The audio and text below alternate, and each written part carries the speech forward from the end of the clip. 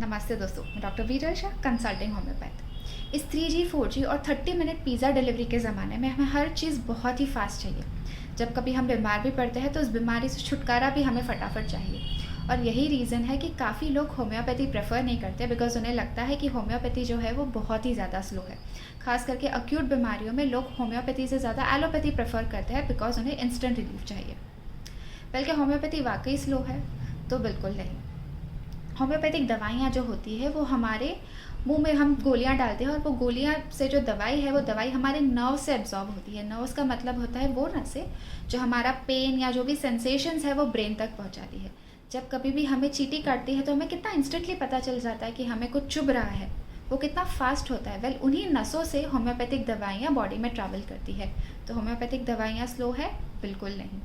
जो अक्यूट बीमारियां होती है, मतलब वो बीमारियां जो शायद 1 या 2 दिन पहले डेवलप हुई है, जैसे कि सर्दी होना, बुखार होना, लूज़ मोशंस वगैरह होना है, उन बीमारियों में होम्योपैथी बहुत ज़्यादा फास्ट काम करती है।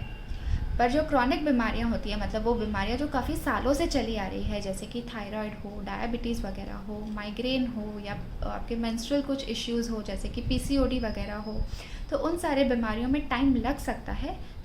ये नहीं कह सकते कि होम्योपैथी स्लो है, बट टाइम लग सकता है। और वो टाइम क्यों लगता है वो हम समझते हैं।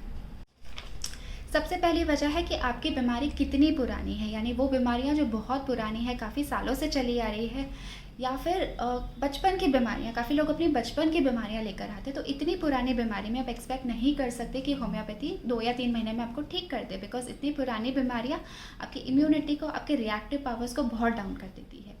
सेकेंड, आपकी बीमारी जो है वो किस तरह की है, उसका स्वभाव क्या है, यानी वो बीमारियां जो बहुत ही डीप सीटेड होती है या स्लो डेवलपिंग होती है, जैसे कि डायबिटीज़ या थायराइड वगैरह, तो वो बीमारियां हैं अगेन आपकी इम्यूनिटी को बहुत ज़्यादा डाउन कर देती है।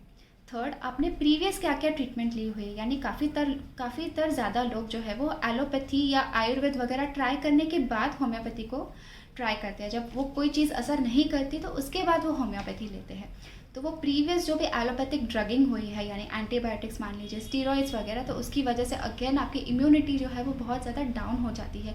और उसके बाद जब आप होम्योपैथी लेते हैं तो आपके जो रिएक्टिव पावर्स है उन्हें वापस अवेक करने में बहुत ज़्यादा टाइम लगता है।